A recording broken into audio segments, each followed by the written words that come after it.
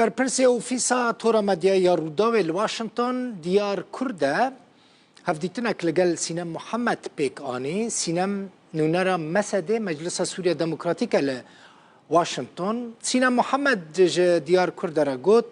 سردان وزیر برای بروانی امریکا جبروج آوای کرسان بیگمان گلکی گرینگه جبرکم مترسیا ایرشین ترکیه لسر روش آوای کرسان زیده باید بیجه و گلکی گرینگه کریه که ببینن کوان ایرشان راوستینن سینم محمد گوت ترکیه نه تنه ایرشی کردان دکه لی او ایرشی بیکاتین دنیا نافچه دکه وکه عرب و سوریانان هر وها گوت ایرشین ترکیه آرامی نافچه دخه مترسیه و رید ده کشانین و شرطین داعش جی جاره کدن چالاک ببن و او ایرش باندوره که خراب لسر شر لدجی داعش دکه ده درباره جزا کرنا هر دو گروپین چکدار ین اپوزیسیون سوری دل عفرین عمشات و حمزات جالی امریکا و سینه محمد گوت او جزا تنه نبسه دوی او گروپ جا عفرین بین درخستن وان گلک بلگه دانه وزارت در ویا امریکا که دیار دکن گوهرتنه که دموگرافیک لعفرینه چی بویا دیار کرده دوی اصل فیدا بهتر زانیاریان ده درباره اخفتنا سینم محمد داده سلاوتان لێبێت لە چەند ڕۆژی ڕابردوودا کۆمەڵێک ڕووداوی گرنگ لە ناوچەکە لە ڕۆژاوای کوردستان ڕوویاندان یەکێک لەو پرسانەی کە زۆر گرنگ بۆ ئەویش پرسی هەرشەکانی تورکیا بوو بۆ سەر ڕۆژاوای کوردستان پرسی گۆڕینی دیموگرافیا بوو لە عەفرین و هەروەها یەکێک لەو کۆبوونەوە گرنگانش کە لە ناوچەکە ئەنجام دران ئەویش سەردانی کریستۆفەر میلەر وەزیری پێشووی بەرگری ئەمریکا بوو بۆ ڕۆژاوای کوردستان پرسی گۆڕینی دیموگرافیا لە عەفرین و هەروەها هەرشەکانی تورکیا کاردانەوەی زۆریان لێرە لە واشنگتن دروست کرد لەسەر راستی وەزارەتی دەرەوە قسە لەسەرەمە کرا بەرپرسانی پێشووی ئەمریکا زۆر قسەیان لەسەرەمە کرد منەمەوێ بۆ وەرگرتنی زانیاری زیاتر لەسەر هەڵوێستی ئەمریکا و هەروەها لەسەر ئەو گفتوگویانە کە لە نێوان بەرپرسانی ئەمریکی و ڕێبەری خۆسەر و مەسەدا ئەکرێت گفتگۆ بکەم لەگەڵ سینە محەممەد نوێنەری مەسەدە لە واشنگتن سینەم خان زۆر سپاس بە سەردانەکەی کریستۆفەر میلەر دەست پێ بکەین ئەم سەردانە چ گرنگیەکی هەبوو و بۆچی لەم کاتە سەردانی ڕۆژاوای کوردستانی کرد و لەگەڵ بەرپرسانی ڕۆژاوای کوردستان کۆبووە گەلێک سپاس بووە ئەم دەزانن نەها کریستۆفەر میلەر هی was the ئەوێ ئێپارستنی وەزیری پارستنی ئەمریکا بەری يعني سرداني وين نهار رجوا قالك جرينجة تون دزانن نهار رجوا وحمي هرمي قالك بن خطرك يجبو ريشن تركات سر هرمي جهية هر وهاج علي درونة سر رجوا كردستاني نسكنية بوجيش برا جرينجة كو أوجي المدربة بحسي في أم تشتا شو أم كاربن أف يعني ريشن تركات سر رجوا كردستاني بسكنية أف قالك مهمش برا هر وهاج يجبو هرمي خسارية ديمقراطيكيان لسوريا شو أم كاربن بشتجريكي جيرا بكر بشتجريكي أبوري إيكونومي قالك جرينجة تونزان إنها يعني إيكونوميك يعني سوريا تواهية زحمتي دكشيدا وهروها جي روجاوية كردستان جو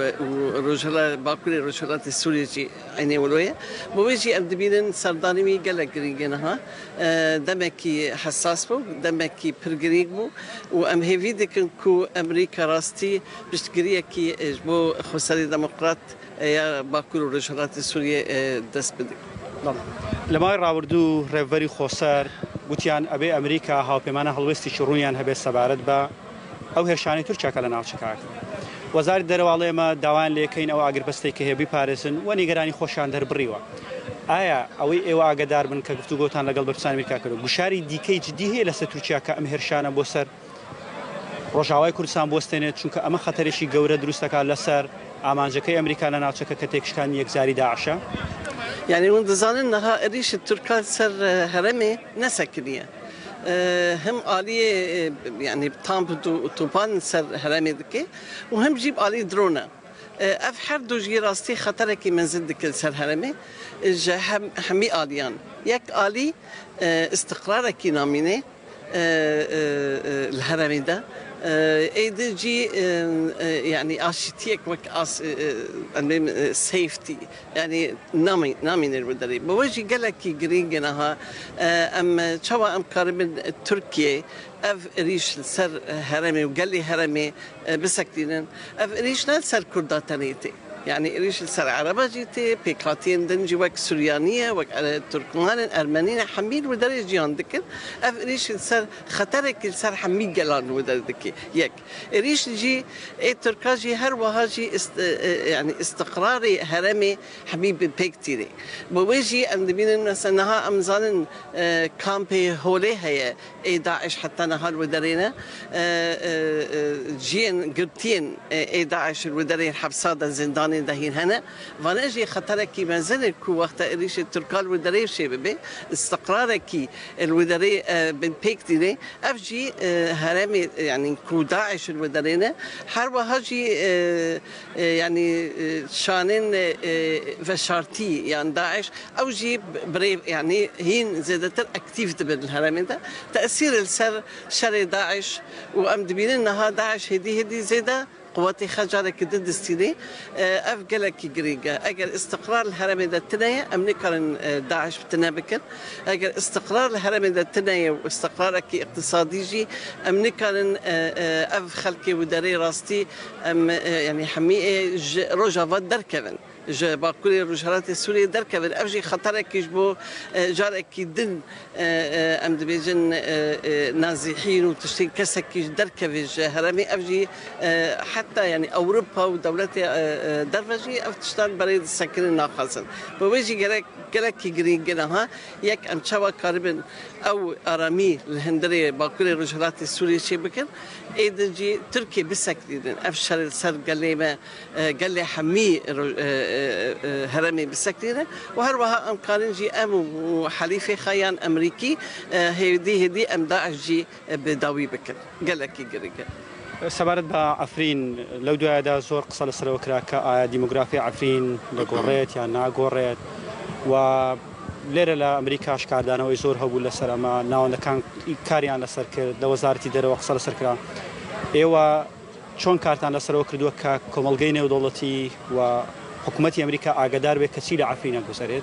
وأجر إضافة شوش كم بس دواكر كهندك هي زيديكا هي كردي أسنو عفرين إيوا روانين تان لسر ماتشي نهار عفريني راستي أرجي تشتكي قالكي